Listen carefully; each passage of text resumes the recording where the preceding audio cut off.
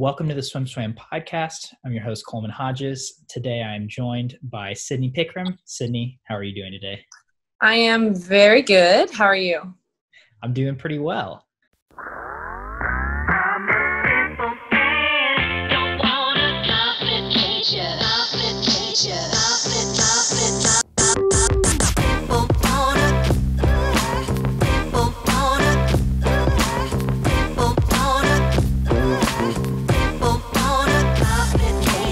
Again, we were just discussing this. I totally forgot today was a holiday, and it seems like holidays are just kind of, what do you even make of them in a time where it's not like that really changes what you're doing? Yeah, it's like the sense of time has basically gone out the window since quarantine, and even I don't really know what day it is a lot of the time. But yeah, even I remember at the beginning of quarantine, I was like, there's no way my birthday is still going to be in quarantine. And my birthday was last week, and I was like, wow, we are still in quarantine. But yeah, and I mean, the days are pretty much whatever you make of them. So holidays kind of seem a bit irrelevant right now. Yeah, seriously. So how did you spend a quarantine birthday? I actually was home with my mom for the first time in a long time. So she was super pumped. And so we just had dinner, spent the day at the beach, pretty chill day, and basically all I would ever want. Yeah. Yeah. So you told me you were in Florida for a while. I would like to talk about that, but how is traveling right now? Did you drive there? Did you fly there? I drove. So I just drove from Texas to Florida, which is about a 17-hour drive. And, well, it's about, depending where, but mine is 15. And then it took us 17 on the way there, 16 on the way back, because I also have a puppy that joined along for the drive. So that's a couple extra stops. But he did pretty good. Oh, nice. Yeah. How long were you in Florida? What'd you guys do there? Were you able to swim? Yeah, so we went for just about 10 days. So kind of A&M's pro group has quarantined together. We all live on the same street, which is super convenient. And a lot of us, just mostly international people, have all kind of stayed put. And we try and do our workouts together that we can and just quarantine as our quarantine group. And so a couple of us, we went to go see my mom and went to have a couple beach days, do some workouts at the beach, do some workouts at home. And then where my mom works, the pool that I actually started swimming in when I was 6 just opened back up. So we kind of made a trip of it to do some swimming there too. Nice. Yeah. Okay. So were you raised in Florida?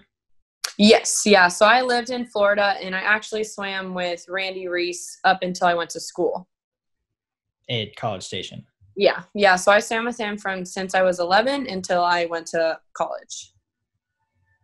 What was that like? I think a lot of people, that's when I say I swam for Randy all my life, they go, oh. And it's funny now, I see Eddie all the time since being in Texas. And so he's like, I know what you went through. And just because Randy's definitely tough, but I wouldn't have had it any other way. I'm still super close with him, talk to him. I actually texted him this morning. But we have always been really close, had a great relationship. And I'm the kind of personality that jives well with someone that's pretty tough like that. And so it was really hard. Some of the sets that I've done and did then, I'm like, there's no way I could do them anymore. I don't have that youth in me like I did with him, but it was really good. I wouldn't change it. And he's the reason I went to A&M and kind of the reason I am the swimmer that I am now. So I loved it. That's awesome. Yeah. So everything I know about Randy Reece is 100% swimming lore, right? I don't know. I've never met him in person. I don't know anything about the way he actually coaches. So would you say his training style was more, the sets were tough, or his coaching was tough, or both? Probably both. Okay.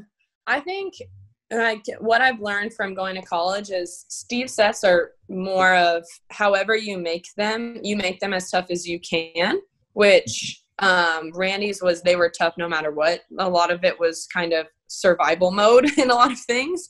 Just also when you're young and you can kind of do more sets like that and just kind of grind it out. But also his coaching style was very tough. He, it's funny because I love that I had the time that I did with him, because now when I talk to coaches now that know him the similar way that you do, when I would talk to them, they're like, oh, so you know how to work. And that's kind of the mentality that he's given me. And so I'm grateful for that. But yeah, he was definitely tough. I think it was kind of like, you deal with me and deal with this attitude, or you don't swim here. And he's like, you do what you want to do. And I was the kind of person that I knew he was tough, but it was because of how much he cared. And I've really never met a coach that cares as much as he does about his swimmers in that way. And when I've had like different spells, even in college, Steve would be like, guess who called me this week? And I was like, oh no. And so even, I mean, I've been gone for 5 years and he still will call Steve pretty regularly, and he'll touch base with me. And when I go through things, I always call him. And so I'm super grateful for the tough personality that he has. That's really cool. Yeah. Like I've certainly never heard about that side of him, Yeah. Again, I don't know him. So are there like, is there a set that stands out to you? So there was one time where it was like right after a competition meet or something, and he was like, okay, doubles are optional this week. It was like the first week or second week back, and at the time we used to have 4:45 a.m. practices. And so at that point, we all knew full well that was the practice he was talking about, doubles. And I used to have doubles on Saturday, so Saturday afternoon practice. And like, we knew full well that Saturday afternoon was not optional. And all of us were like, but he said. And so it was 18 of us were like, if we band together, what's going to happen? And so we stuck together and we all went to the beach that day. And we got back on that Monday and he was like, so you all decided to skip my practice? And we were like, oh no. He was like, 18 of you skipped, 18 days of hell. And we were like, oh no. And I don't remember exactly what we did that day. I just remember he would be like, swim some butterfly. And we were like, how much? He's like, just keep going. And I was like, oh no. And then I just remember running around. We had a huge field on the outside of the long center, and we all just had a med ball like above our head. And he was like, just run.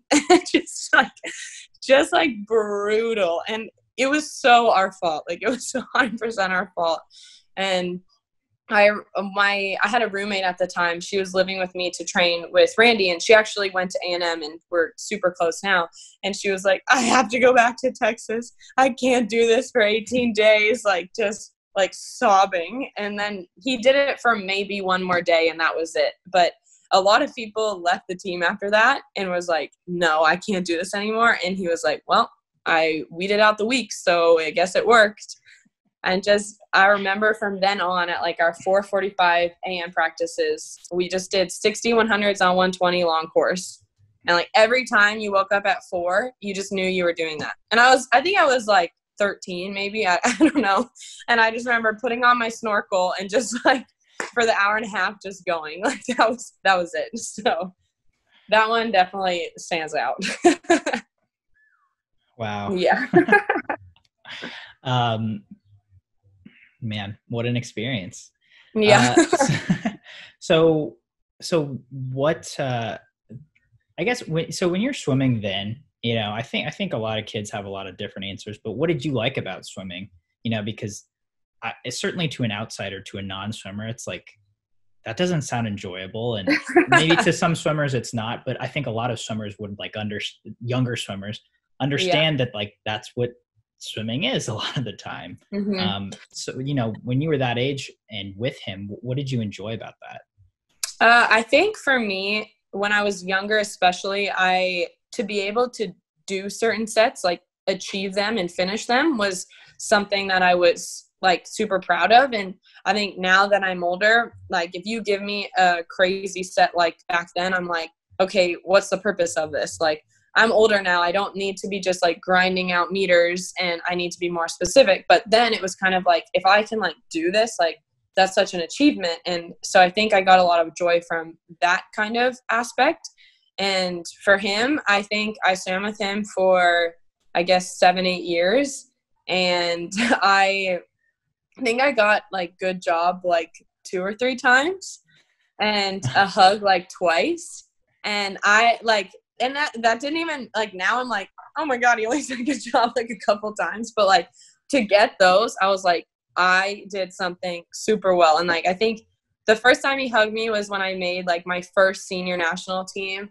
And then obviously like the Olympics, he was super excited too. But those kind of things, like just like making him proud was definitely a big thing for me, just because I think it didn't come very lightly. And so to know when you did was very, very grateful for those opportunities. Yeah. Did you have older kids to look up to in your group or that you trained with? Yeah, actually I was in middle school. And so how it was in Florida was middle school would get out a lot later. And so at that point, Randy had already talked to my mom and was like, oh, you're from Canada, so she should get her citizenship so she can swim for them. And he was the person that kind of led me in that direction. I think when I was 11, I got my citizenship, and kind of from then, I think my first team was 2012. I guess my first junior team. But anyway, that whole process was 100% because of him.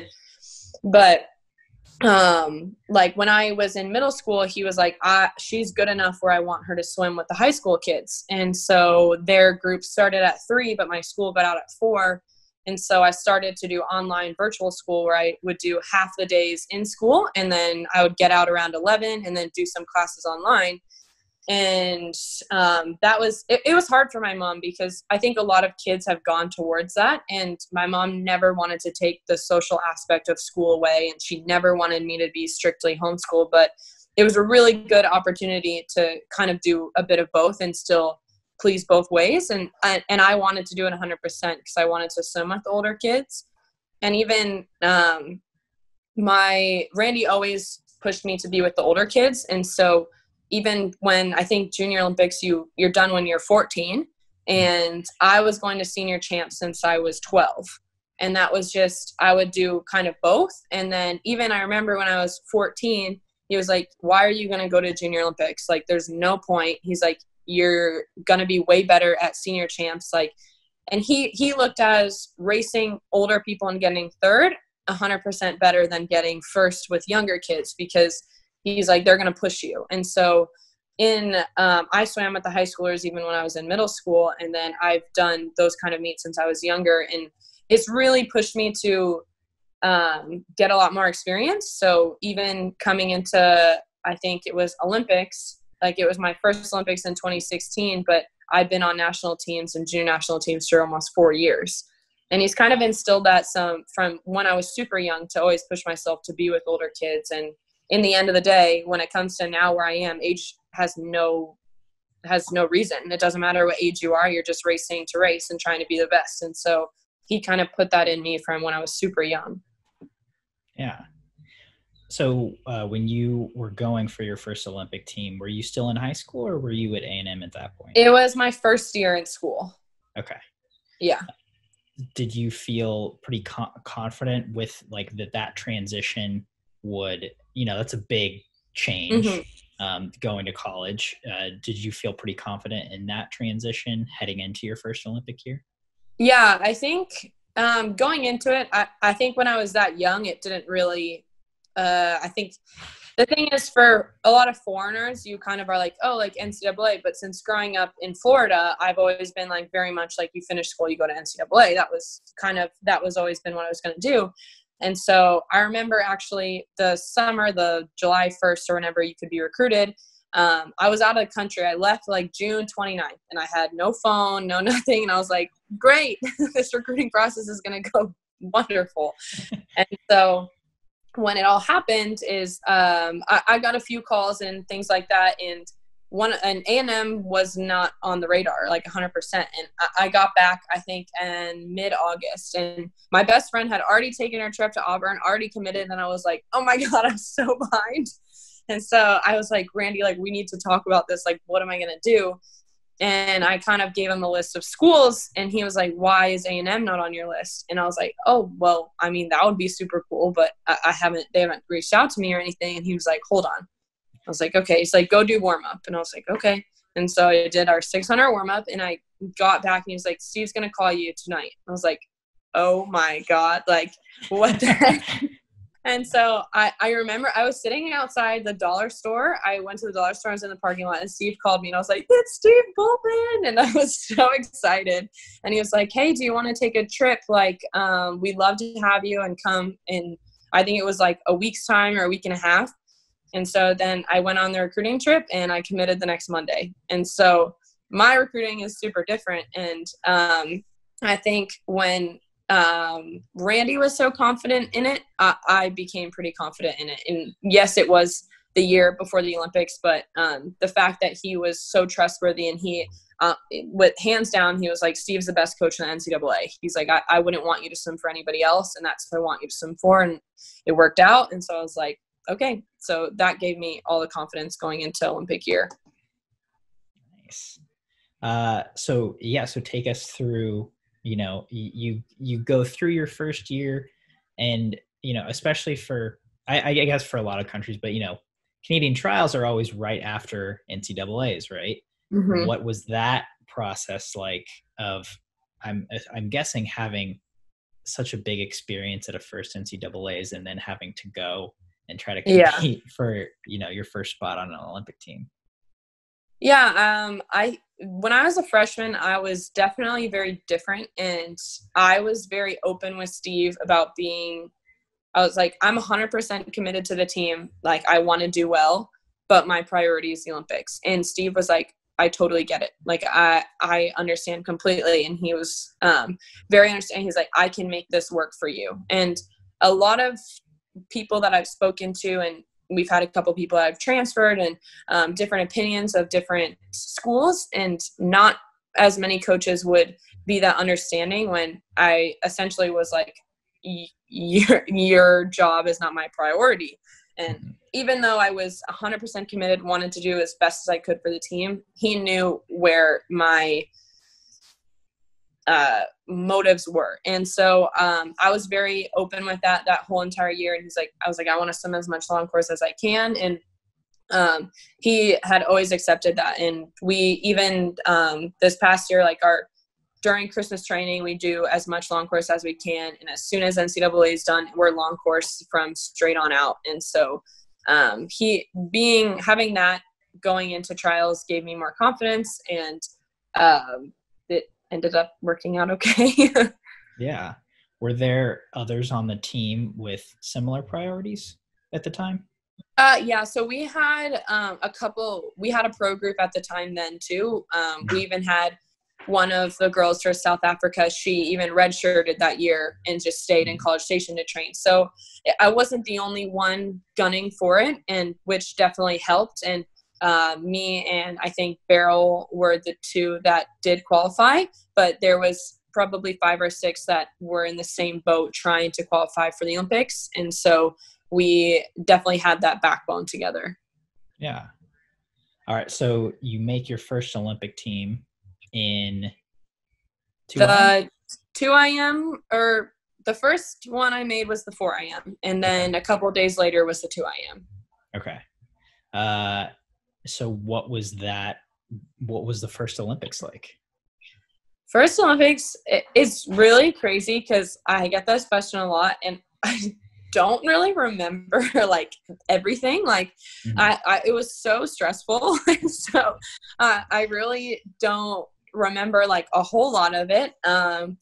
I remember the training camp because we did our training camp in Toronto, so it was super familiar. We got all the same facilities that it was where trials was. It's where we've swam Pan Ams the year before, and so it was really nice to be there. My favorite thing, I think, like in training camp was we got our rings. So Swimming Canada always gives us like our rings. Mhm. And so and so many swimmers are always like, I love your guys' rings. And it's something that we've always done and you've always seen. So at the time, my closest person on the team was always Hillary Caldwell. And so I'd been close with her since I guess 2014. And so she always had her ring, and I was like, I love your ring. And so the day when we finally like all had our ceremonies, like all get our rings, that was super exciting at training camp. And then we headed into Rio. I think we got there a day or two earlier than a couple of teams. And the village, it wasn't my first village scenario, which I was really thankful for because that stress was kind of taken off. I'd gone to Commonwealth in 2014, which is the same village, obviously not to the same scale, but it kind of gave me that I knew what I was getting myself into. And so then we went into the village, and my first race was the 4 a.m. and I was not super happy with it. But at that time, I didn't really focus too much at the 4 a.m. We have a very like love-hate relationship. I would at times, probably more times, I'd like to retire it than other times. There's definitely more of those moments, but I know it's what I'm good at, and I kind of have to suck it up and do it. And so then the 2 a.m. was later on in the meet, and my roommate at the time was actually Kylie Moss, and so who's one of my best friends now. But I remember her getting her bronze medal, and I was like, oh my God. Like I think I raced the next day or something, and she got back like super late after media. And I was like, congratulations, like whispering so no one heard, but I was like so pumped for her. And so those moments stuck out. When Hillary also got her medal, also stuck out. I mean, penny swim, obviously, and just we had such momentum through that Olympics that I don't think Swimming Canada has had in a previous from a while back. And so then I honestly remember those swims more than my own. And being able to make a final was really cool. To be able to go to a prelim, semis, and a final in my first Olympics. At the time, I wasn't super happy. You can ask Steve how angry I was. But looking back on it now, to do that in your first Olympics is not an easy thing to come by. And so I'm super proud of it now that I've had a little time to reflect. Yeah. Yeah. I mean, certainly. I want to ask about one particular thing. So a village scenario, it's like that's something that as an outsider, people, I'm guessing, just don't realize how distracting that could be, how disorienting that could be. Could you speak maybe the 2014 Commonwealth experience? You were 17? 2014. Okay, I'm 23 and it's 2020. So yeah, 17. Yeah. Right. I don't want to get this math wrong, and it's super embarrassing. You were fairly young in that. How much of an eye opener was being in a village scenario, compared to maybe another championship meet that's just you go to your hotel, you go to the pool. That's that. Yeah. I mean, the biggest thing is dining hall. So when you're going into a village or when you're going into a hotel with your team, we've had a nutritionist kind of come with us to our staging camps, things like that. And so they control our menu. And when you're traveling to different countries, you usually never know what you're going to get. And so having a nutritionist there, you can kind of control that to some extent. Like, okay, I want meat and vegetable, like that kind of thing. And so, and I think probably a lot of swimmers have heard this is don't eat your way out of a taper. And so you have to kind of cut back a lot of your portions, which I've had to learn through quarantine about cutting back on portions. And it is not easy, but anyway.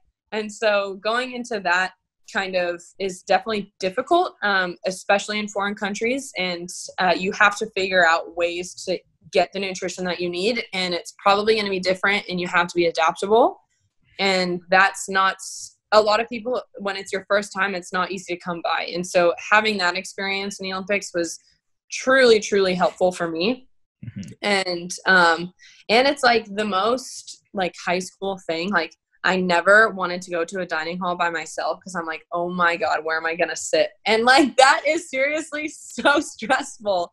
And so in 2014, I never ever went to the dining hall by myself. Even in 2016, I don't think I went to the dining hall by myself because I was like, who am I going to sit with? And it's still like high school. Even at ISL. Yeah, it's right? like, where am I supposed to go? Like, I don't know. In ISL, I knew one person on my team going into it. And so it's like, oh my God, like, what am I going to do?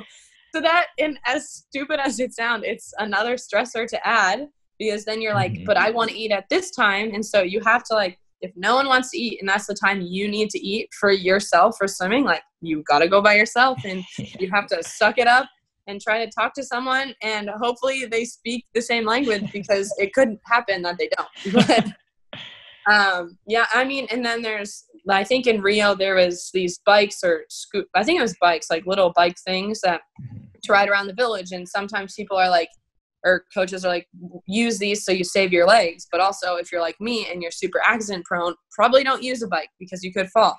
And so that, and then there's usually like a game room, and then it's taking a bus with every team on it to go to the venue at your time. And in Rio, there's different venues. Are you going to this venue? Are you going to that? And so that kind of aspect, it's just a lot more planning that you have to do, and making sure you time things out of what where you're going to go, make sure you're communicating with your coach. And at that point, like, you are on your own a lot of it. And so you kind of have to figure out what works best for you.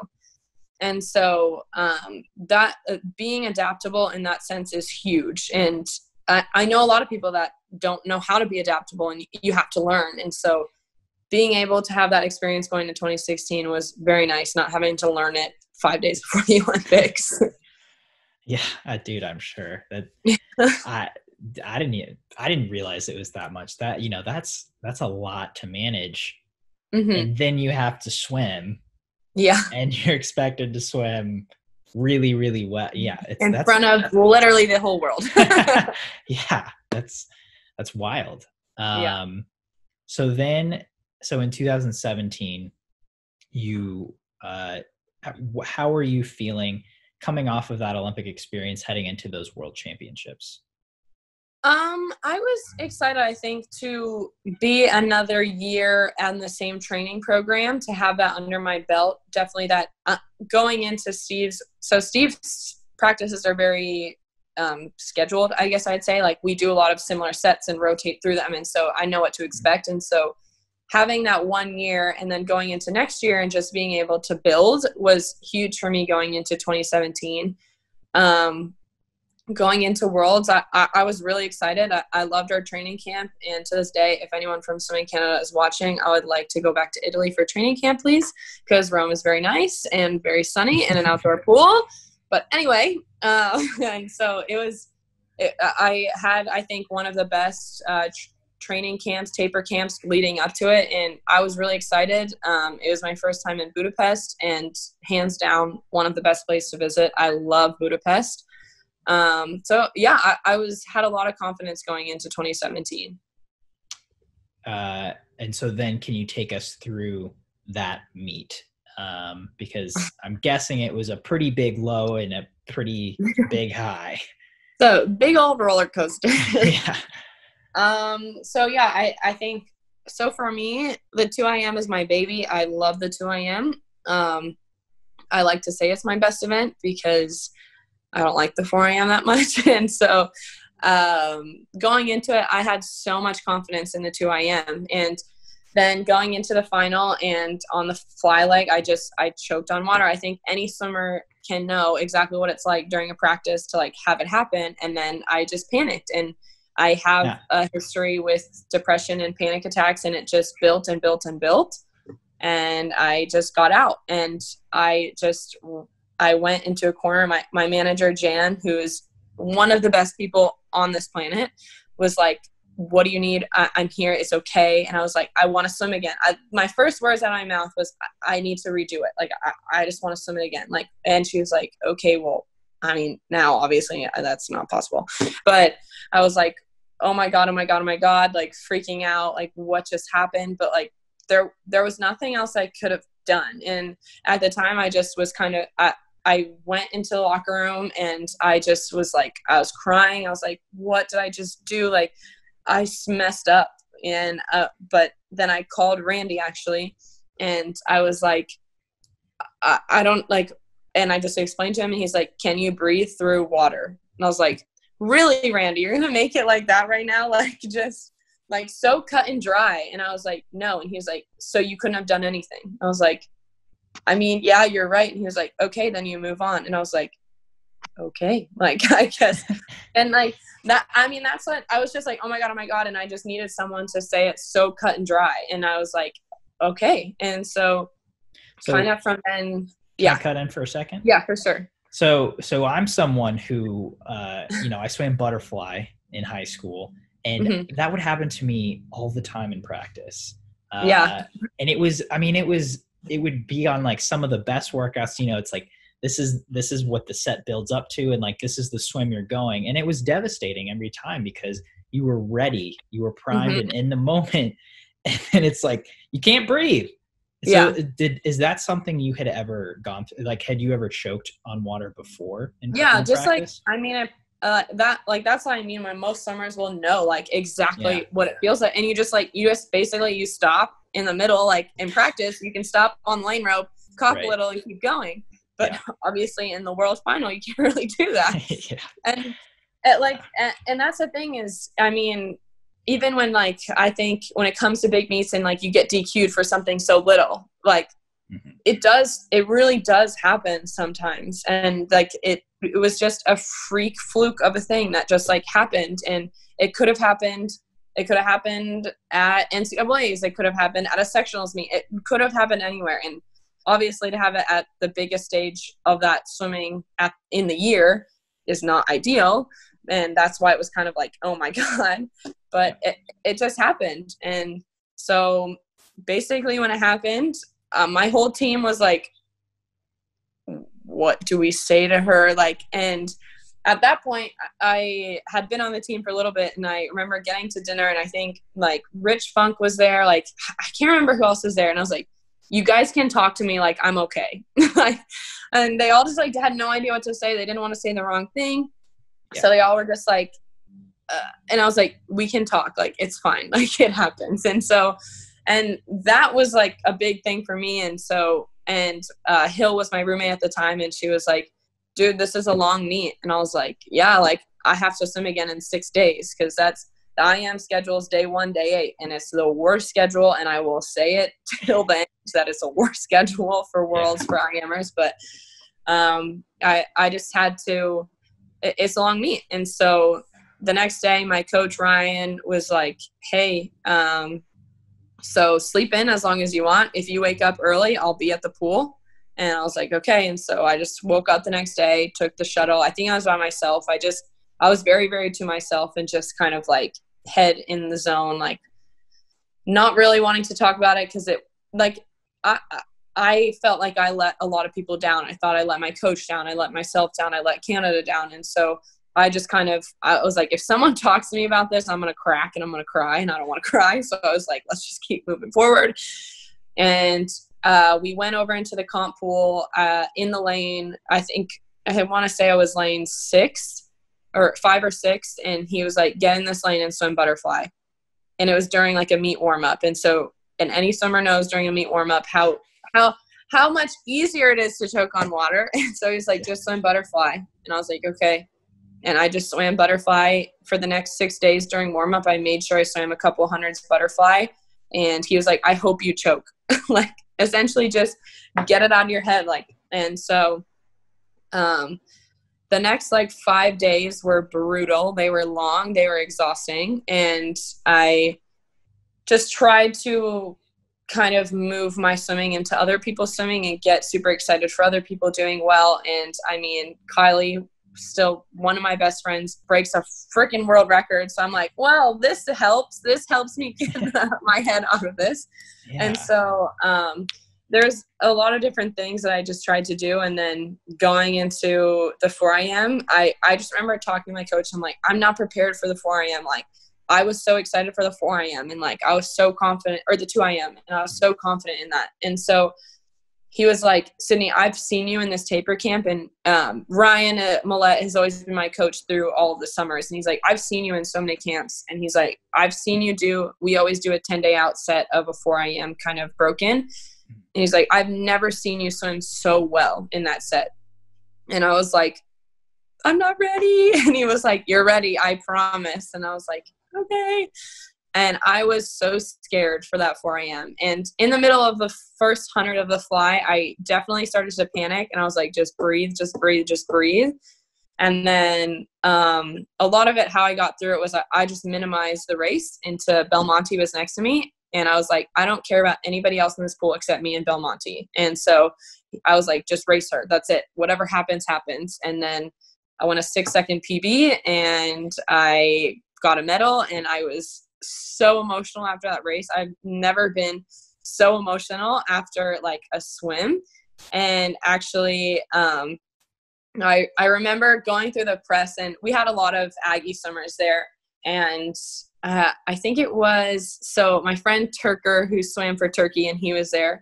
And then it's actually, which is super, I just realized this, now my friend forever, but now my boyfriend was there and was like, you did it. And I just like fell into them and just like started crying. I was like, that was so stressful.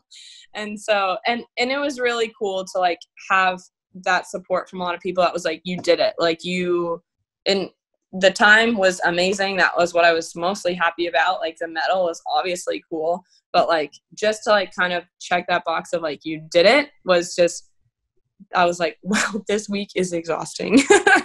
It was probably like the longest 8 days. Yeah.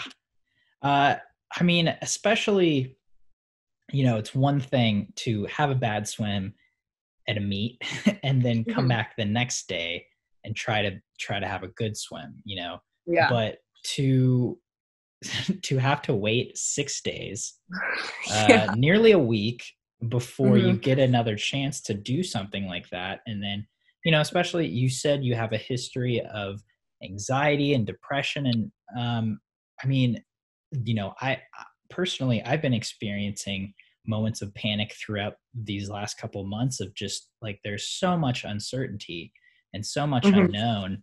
And that can, I mean, when you get into a state of panic, that can become exceedingly overwhelming. Right? Yeah. I mean, that's what it is. And you did touch on it, but you know, do you have anything to attribute it to of how you were able to not make those 6 days overwhelming? I think it's hard because I think I've tried to block a lot of that out, but I think really, yeah, I think, but as I've gone through NCAA and through that and now to ISL, like being engulfed in your team and really putting that focus out of you and has really done a lot for me. I think I, even at school, like if no matter, like I think A&M had always done such a good job of getting excited for other people.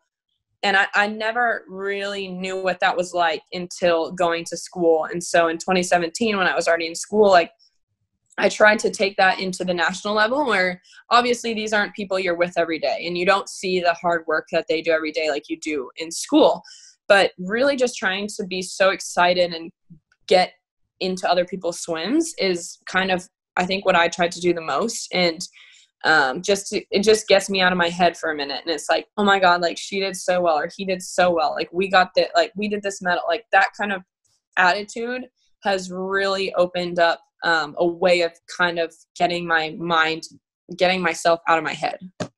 Yeah. Yeah. So speaking of that, you know, you mentioned your priority was the Olympic team, was making an Olympics, your first year as an Aggie. So since then, you know, kind of moving into 17, 18, 19, did those priorities kind of shift? And did you 100%. start, you know, you said you would give everything to the team, but did you start, you know, giving even more to the team after that? For sure. I came from a team where it was basically me and one other girl in club. And so coming into A&M, it was the team atmosphere was huge. And I don't think I really embraced it my freshman year as much as I could have, just because of where my head was at. But we won SECs my freshman year. And so I think going into that next year, we were like, let's do it again, and like back to back, and then three times, and then 4 times. And so, I mean, it's pretty easy to get super excited about a team when it's in that kind of state. But I really got invested in how other people trained, and I think because I'm a swimmer that I do get in my own head a lot, and so just really thinking about how people are doing in practices and just like focusing on them to some extent helped me get out of my own head. And so going into school, I mean, you're not going to find a better group of girls, really. I mean, obviously I'm very, very biased, but they work insanely hard. And coming from a team where I had my best friend at the time, she would swim, but we didn't swim the same things. And so going to an all girls team, I was like, uh-oh. But they work so incredibly hard, and everyone pushes each other, and people have certain sets that they do so well. And so just kind of really embracing their hard work and seeing it pay off, I think is better than my own swims 100%.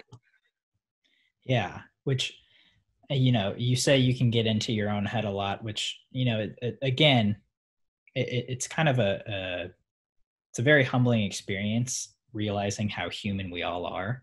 Mm-hmm. But when I walk onto deck at A&M, you stand out as someone who is so social, so about everyone else. You're always talking with your teammates. You're always encouraging everyone else. From my perspective, it seems like, you were such a leader on that team. That's so cool to hear that evolution of the buy-in of the team. But also, I know it's a women's only team, but the women's team and the men's team have a very special bond at A&M. Mm-hmm. Can you touch on that? Yeah, I think we definitely have our separate training programs and separate styles of training, but in the end, especially with how well the guys were doing the past year and the year before, just on the rise. And I think it was really cool coming in my freshman year. I don't think the seniors or the older people at the time, the investment wasn't exactly the same because we kind of were on different pages. And just to see the guys and the girls get on the same page, and I mean, the guys did phenomenal this past year. And it's kind of the same where you get excited for them. And I think a big turning point was for me when we were all at home at my junior year SECs. Mm-hmm. And so we were both in our home pools and just trying to do our best. And the guys were doing so well. I'm pretty sure they got second, and we won that year. And just that, I mean, that's by far my favorite memories of my whole entire college was that SECs. And and we really do encourage one another. Like, we bicker like brothers and sisters for sure. But we really do, in the end of the day, we all want to represent A&M so well, and we really buy into each other's swimming so we can all do that together, even though we are separate.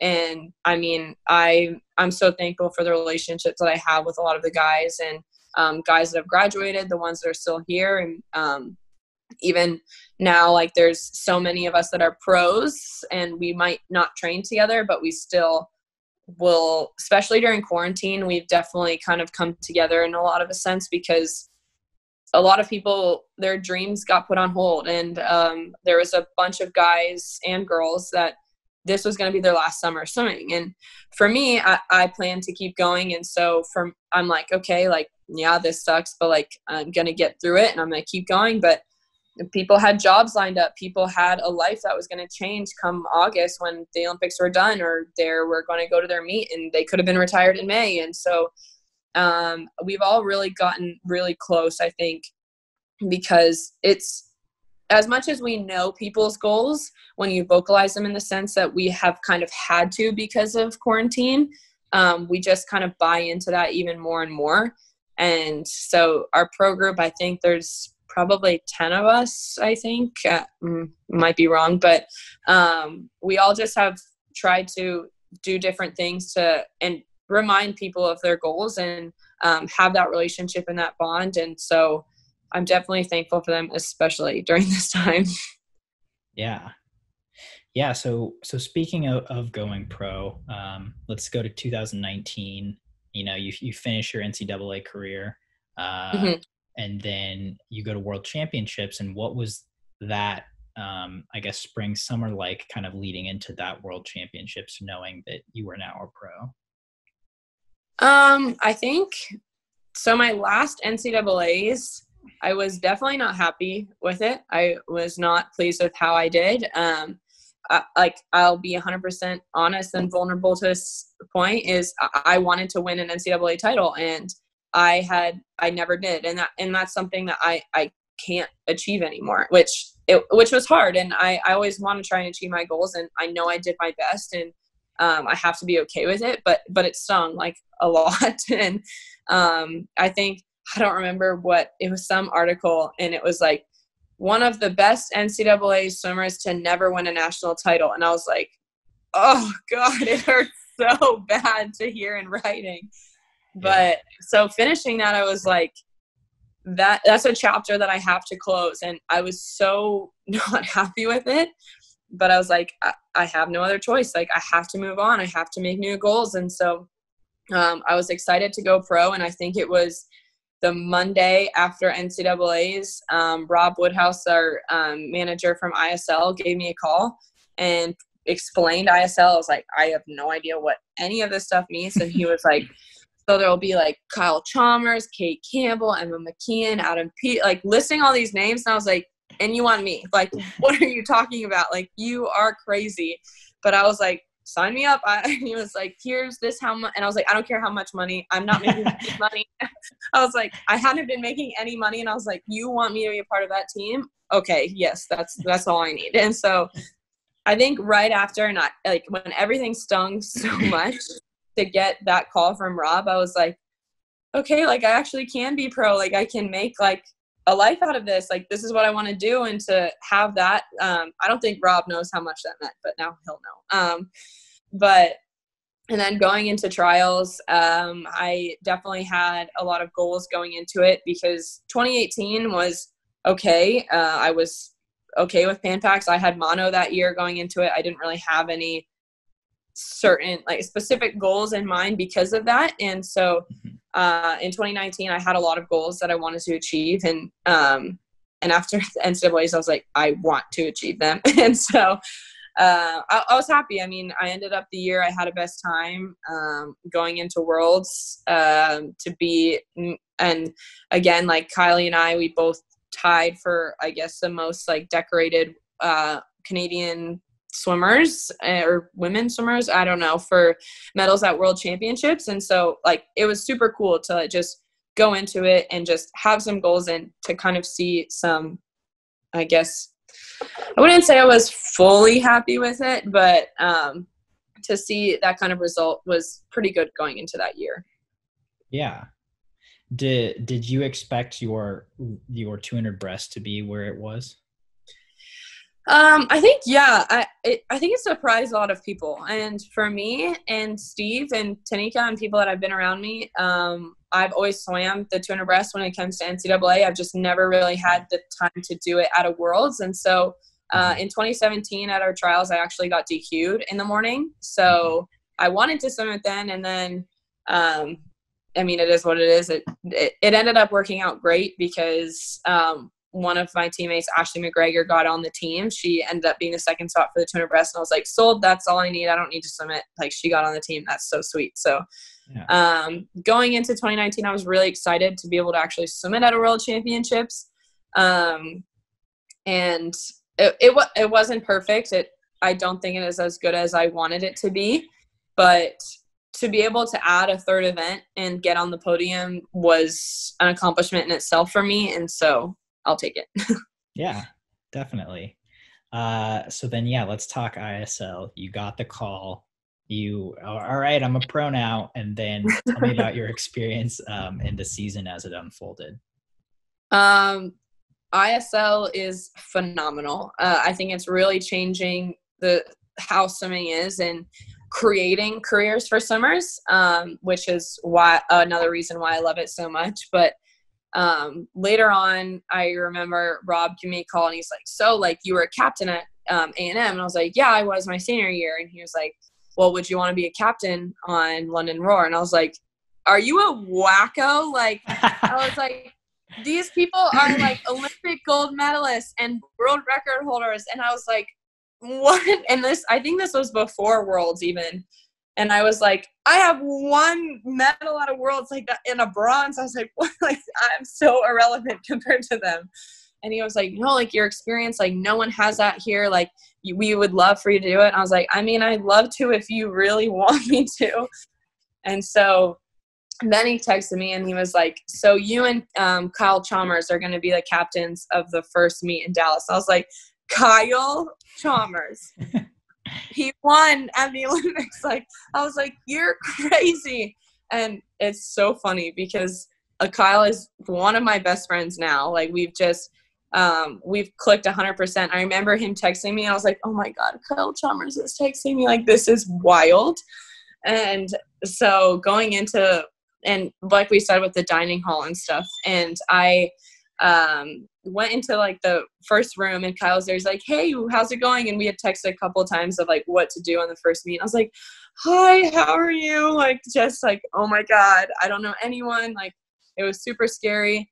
And so then after the first kind of stages of ISL, it was just like our team seriously clicked. And I know a lot of teams like have their like good environment with one another, but so it was, but I will say this and I'll be biased. And I think we really clicked more than a lot of other teams, and we just are so family oriented, and going from Dallas and going into Budapest, just so close. And I've met so many good friends through it all. And it's crazy because after Vegas, I ended up going to Australia for a little while, and I visited Jess Hansen, Emma McKeon, Kyle Chalmers, like all of those. I met them through ISL.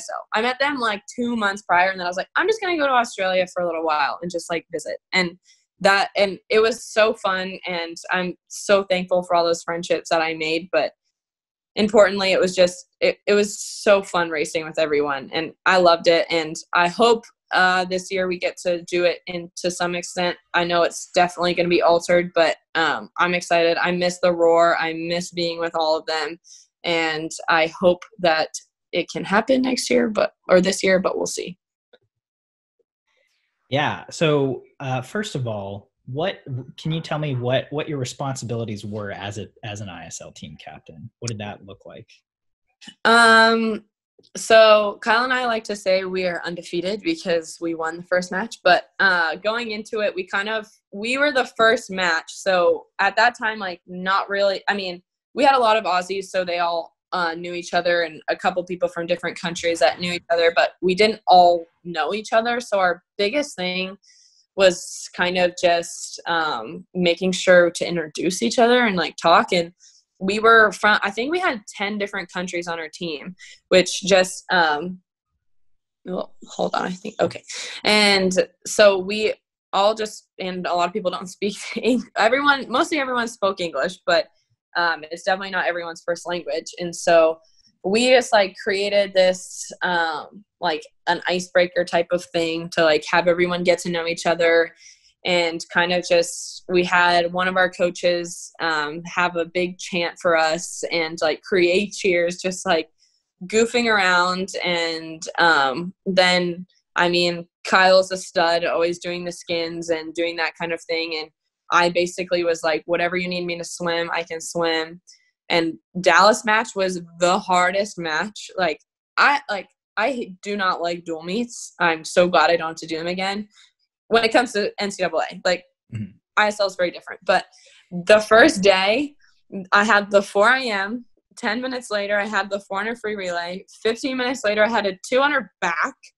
And then 30 minutes later had a 200 breast in a span of like an hour and a half. But I was like, I'll do it. Oh, wow. I was like, I'll do it for the team. I might die, but I'll do it. But I was like, I'm the captain. I have to do this. Like, I don't want them to think I'm weak. Like, I just need to do it. Yeah. Meanwhile, I'm swimming a 200 backstroke next to Minna, who just like casually almost breaks the world record every time she swims it, and then breaks the world record in Budapest. But I was like, oh my God. I was like, but I'll try. So I think just like showing everyone, like just buy into the team atmosphere was our biggest thing in our first match. And then we all got to go to a Dallas Cowboys game. We organized that for everyone to do after, which was so funny because I'm a huge football fan, not a Cowboys fan, but I'm a huge football fan, and all of them had never seen NFL before. And so they were like, what's a touchdown? I was like, oh my God. So it was really fun to do that. And especially leading into Budapest, like we just already from the first week had such a good chemistry. And I like to say, hopefully Kyle and I helped that happen. I don't know if it did or if it just worked out that way, but yeah, that was the most important thing. Yeah. And so on that same trip, the Dallas to Budapest trip, I was with the New York Breakers, and I also met some Australians who really sold me on visiting Australia. So you visited there. Tell me about your travels. Did you train there? What did you see? What were your highlights? So for Christmas, actually, one of my best friends from high school, we swam together in high school, but not really like club or anything. I knew her more through school. She is being an au pair there. So she's been nannying for a family for a year. And so I was like, I'm just going to come and see you. And she was like, no way. Like, and she was like, you are probably my most busy friend. Like, she's like, you are always busy and you're going to come to Australia. I was like, yeah, I'll come for Christmas. And so I got to spend Christmas with her and her au pair family, which was amazing. And so we were kind of in North Sydney. So more of the beaches, which is just to die for. It's just really relaxing, beaches all along. And so I was there for, I think, a week or so. And then after that, I flew to Melbourne to, and I know the Aussies are going to make fun of me the way I just said Melbourne, but, and I went to go visit Jess Hansen, who another breaststroker on London Roar. And so I went to visit her for New Year's and trained with her a bit and was just kind of visiting her. And then I flew to Adelaide to visit Kyle and stayed with him for a little while and trained with him. And Bishy was a coach on London Roar. So it was really fun to be able to be back with Bishy for a bit and just hang out with Kyle.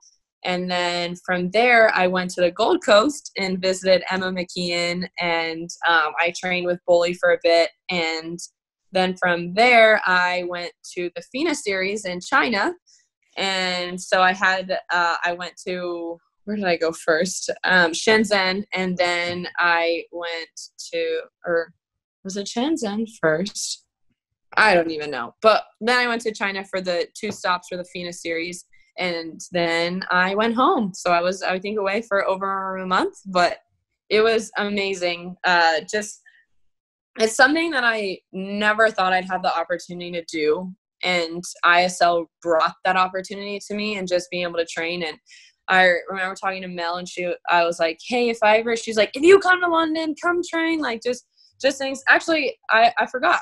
When I was in the Gold Coast, Mel was actually down there, and Petey was down there, and Sarah Basie was down there. And so I went and swam with them like one afternoon. And so literally like, and then I think we went out to dinner. It was like Elijah, Emma, Petey, me, Cam, Sarah, and like we all had dinner in the Gold Coast. Like 6 people from London Roar, just like all on the Gold Coast, like having dinner. Like, from Canada, England, and Australia. Like, it's just, that was never a thing in swimming. Like, it would never have come, like, that opportunity. And so it's so cool that ISL was able to bring those opportunities.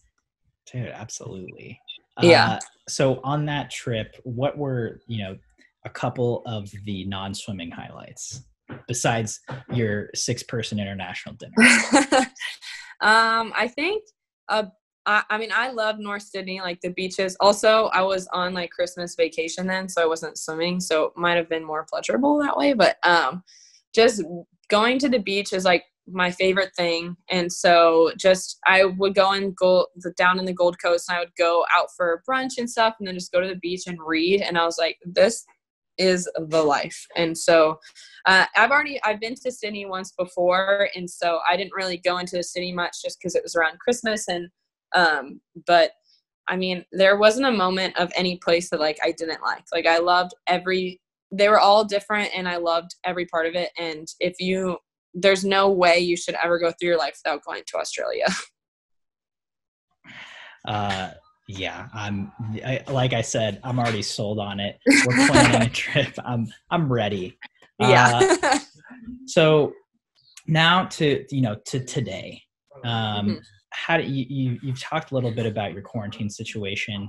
What's swimming looking like kind of moving forward? What's emotionally, mentally, what are you thinking moving forward through this? Swimming has been, it's been hard. I think kind of right now, at first we were like, let's do whatever we can to like stay in shape. And now it's like, oh my God, like, do I have to keep going on runs? Like, I can't run anymore. Like, and so it's been kind of up and down. There's days where I'm just like, I don't want to do anything, but you have to. And so finding different ways has been the biggest thing. During quarantine, I got my new puppy. So we've been doing a lot of walks and a lot of exercise in that sense. Right now, he is not ready. I tried to run with him twice this morning, and he is, I'll give you just a sneak peek. Oh. He's not running. No. So when he doesn't want to exercise, I mean, the fact that we have a big group of us has been definitely a big plus. And there's been a couple like neighborhood pools, like old swimmer friend had a pool, and so just to kind of touch the water, being able to do that kind of thing. But right now it's kind of just, I can't get hung up on the fact that there's so much uncertainty. And like I said way back earlier, was about being adaptable. And so we have to adapt to this, and everybody's going through it, some people in different extents. But I mean, it's the same way when you're training. Like, you're not training the same way as everyone all the time. And so those people that you're with, you just kind of have to do what you can to make yourself better. And whether it's, maybe some of these people are like, good, like I needed this time out of the water, or some people are like, oh, I'm dying I need to do whatever I can to get back in the water. And I think just making sure you do what's good for you. And for me, being able to just focus on myself and do different types of workouts has been really good. It's kind of getting tiring now, and I'm ready to get back to it. And I think things are slowly going towards that. But then again, if it doesn't happen anytime soon, like, I have to adapt. And that's been the biggest thing, is you have to do whatever makes you happy in whatever scenario you're put in. And so this scenario is obviously not ideal for anyone, but it is what it is. And so I'm just going to do my best to keep a positive mindset through it all, and not get hung up on the fact of like counting the days that I'm not swimming. Like, I'm just going to be excited to get back to work when the time comes. But in the end, like, your health and your safety is so much more important. And I'm glad I'm where I am mentally with swimming when this happened, because I think if it was a couple years ago, I wouldn't have been as adaptable, and I wouldn't have been okay doing different things. And so right now, doing what I can to stay fit, doing different things, just having fun. I've been playing a lot of tennis. I'm not very good at it, but I can beat my boyfriend most times, so that has helped. Going on walks, just like, sometimes we're like, let's just go walk for a couple hours, and I don't know where we're going. We're just doing just random things. And I've never had this much free time since I was like 6 years old, I feel like. But just doing what we can, and it is what it is. Again, you just have to adapt to it and just keep a positive mindset, because you can't, if you're negative, there's nothing you can do about it. The only thing that you can do is change your outlook. And so just trying to keep a positive mindset through it all. Yeah. Well, Sydney, thank you so much for your honesty, your vulnerability, and your time. I really appreciate it. Yeah, for sure. Thanks for having me.